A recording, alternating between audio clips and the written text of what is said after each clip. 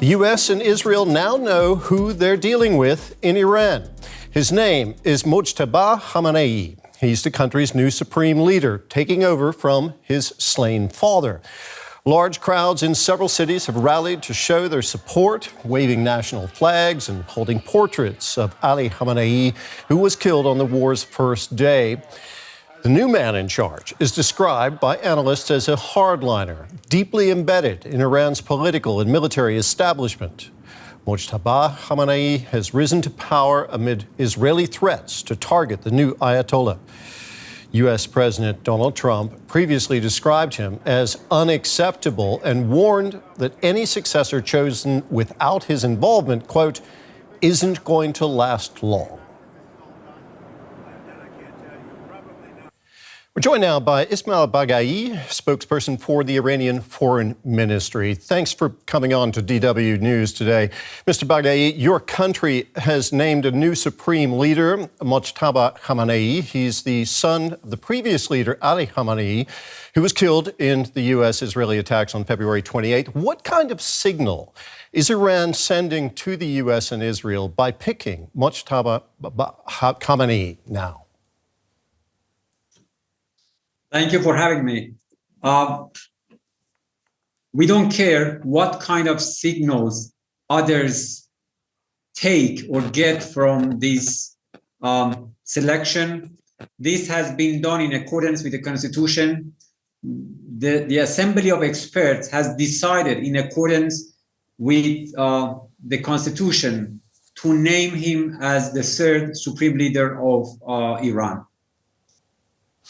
U.S. President Donald Trump, though, has said that any new Iranian leader will not last long without U.S. approval. What do you say to that?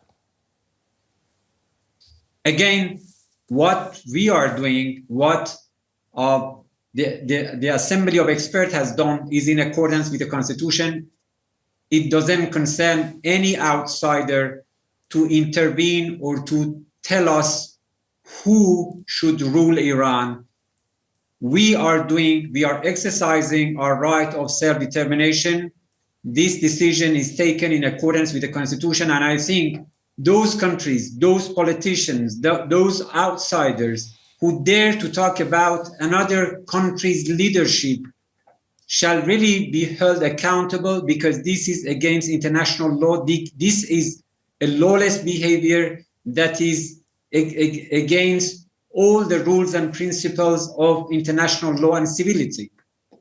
So what does the appointment then of Mojtaba Khamenei mean for the people of Iran? Is he likely to continue the policies of his father, to continue the repression that we've seen under his father?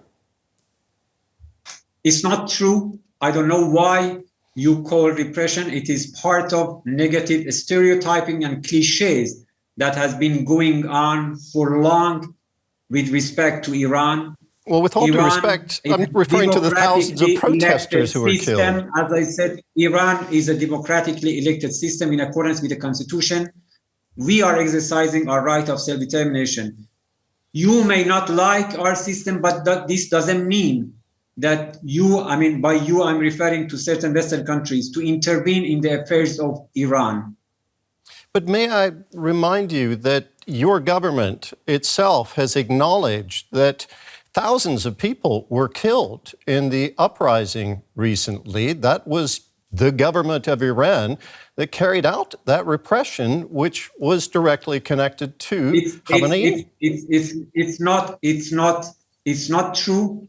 The way you are putting that is not true. Yes, we had an uprising. We had a peaceful protest, unfortunately turned violent because of the infiltrators who were taking orders from the United States and Israel. They turned those peaceful protesters violent. More than 3,000 people were killed.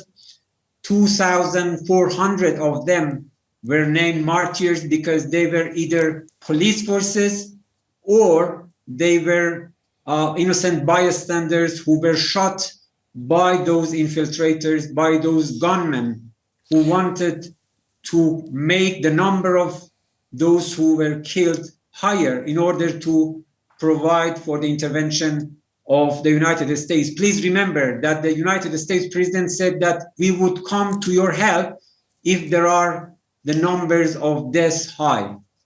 What I'm getting at here, and I don't want to use the whole interview for just talking about this, though, is that the government of Iran is really not allowing the people to express its will in this sense that when you close down the internet and have a complete communications blackout, that really makes it difficult to assess what's going on there and for people to communicate with one another. Again, I think this is a misrepresentation of realities. The reason why in those days internet was shut down because the government wanted to deprive those infiltrators, those terrorists from communicating together. It was part of the government decision to uphold rule of law and security and safety for the population. Okay, let's move on to the war that's happening right now. What is the Iranian leadership doing to ensure the safety of the Iranian people, because they are the ones really suffering at this point? Again, this is not a war. This is an act of aggression. And I think words really matter. If you want to be true to your audience, you have to call a spade a spade. This is an act of aggression, unprovoked and unwarranted, imposed by the United States and Israel against the nation of Iran. We are defending ourselves. And sir, please remember that we were in the middle of negotiations for a second time during the past 9 months.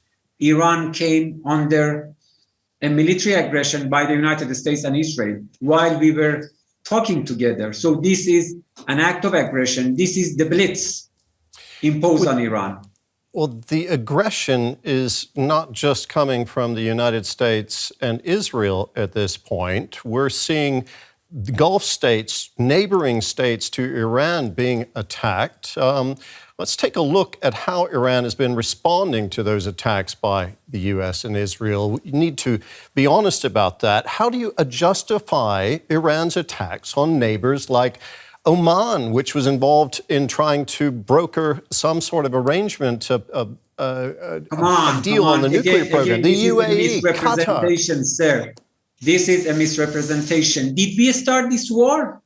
The United States and Israel started this war. We are defending ourselves. Why? Because the American military bases, installations, and assets are scattered in the countries of the region. And under international law, including Resolution 2625 of the UN General Assembly, no state is allowed to give its territory to another state for military attack against another. So we are only targeting those military bases, those assets that are being used by the United States to attack Iran. So we are defending ourselves against these acts of aggression that are originating or being supplied or being supported by those installations. You may be attacking those installations there. Sorry, but you may be attacking those installations, but your missiles and drones are striking civilian infrastructure, the oil and gas facilities, the desalination plants, striking residential buildings. We're seeing hotels going up in flames. How do you justify that? Are you asking the same questions from the United States and Israel? The first day that they attacked Iran, they attacked an elementary school in the city of Minab. They slaughtered more than 170 innocent little angels. They targeted many sports complexes. Azadi Sport Complex was all completely damaged. We are very careful, our armed forces are very careful not to attack any non-military objective or targets. I'm sorry, people are dying in those countries. Conducting terror. I mean, there have been people killed, as you know, in some of those countries I've just mentioned, who are not combatants. They are not representatives of the U.S. military. They are civilians. But again, let's move on to what is happening today, this very day, in what you've now acknowledged is a war. Secretary of State Marco Rubio of the United States, he spoke earlier today. Let's listen to what he had to say. I think we are all seeing right now the threat that this clerical regime poses to the region and to the world. They are trying to hold the world hostage. They are attacking their neighbors. They are attacking neighboring countries, their energy infrastructure, their civilian population. They're attacking embassies. This is a terrorist government. This is a terroristic regime. Mr. Baghaei, we just heard from Marco Rubio That's simply shameful rhetoric. Shameful rhetoric. Is Iran a terrorist regime? It was the United States and Israel that started this war. Did we start this war? Please.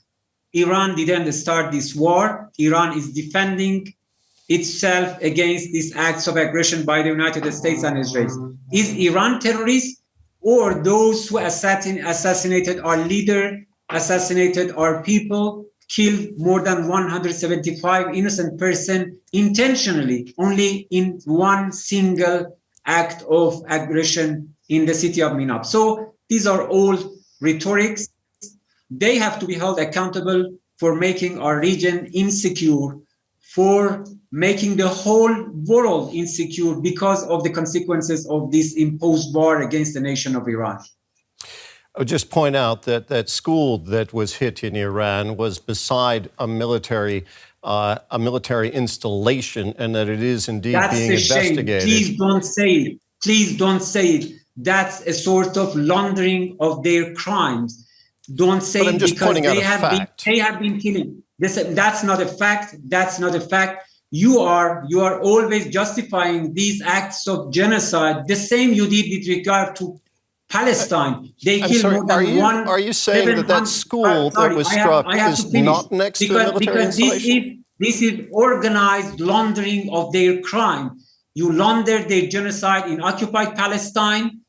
They killed 70,000 innocent people in occupied Palestine, and you always try to justify this act of heinous crime. Do not do that, please.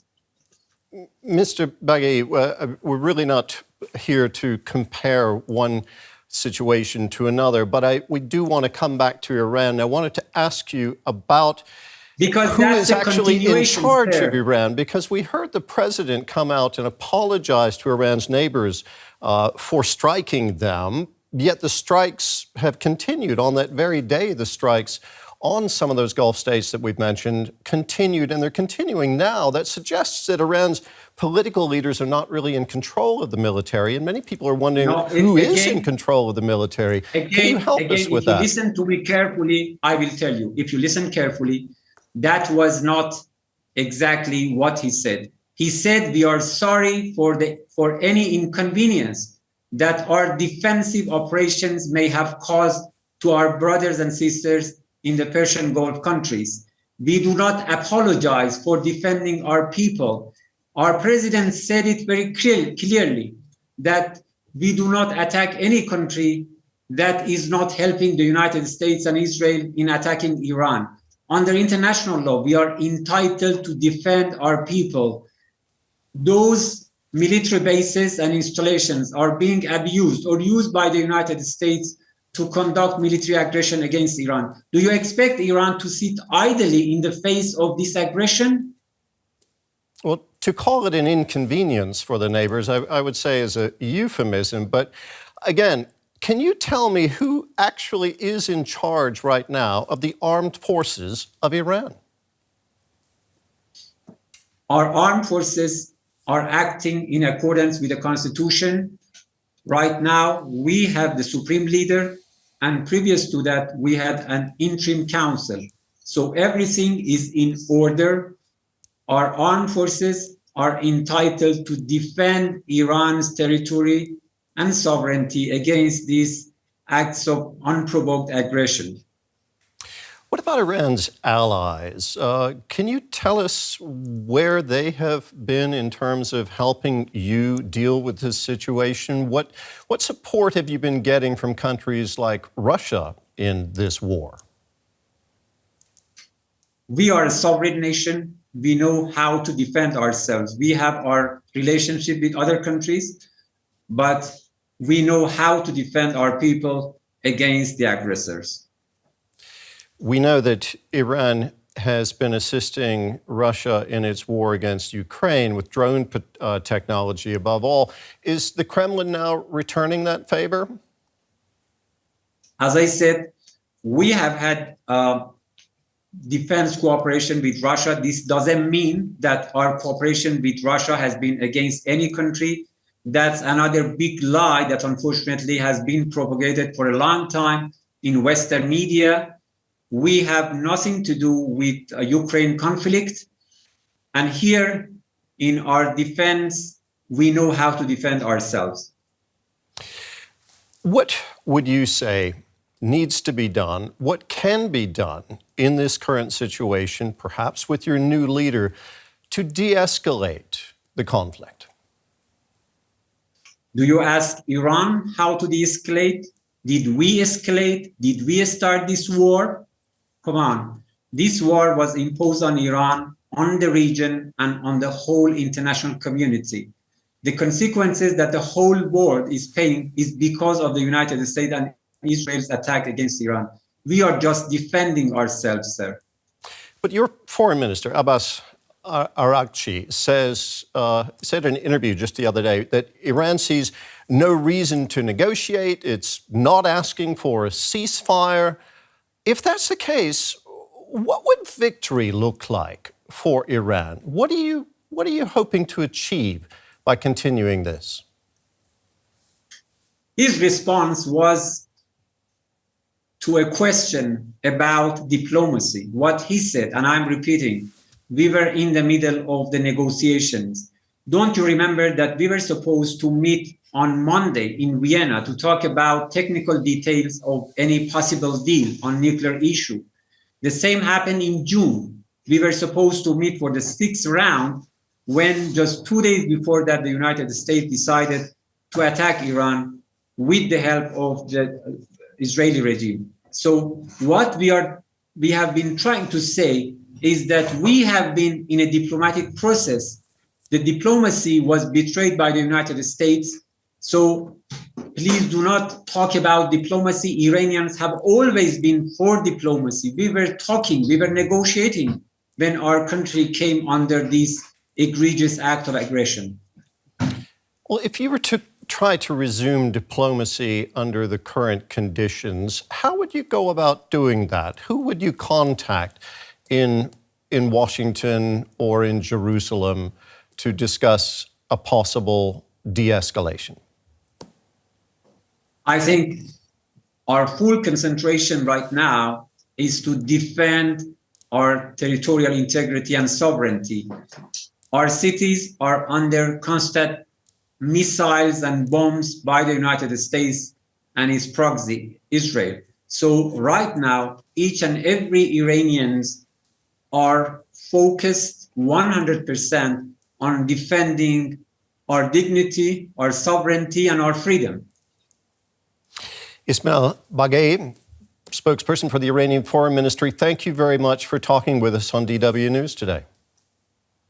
Thank you.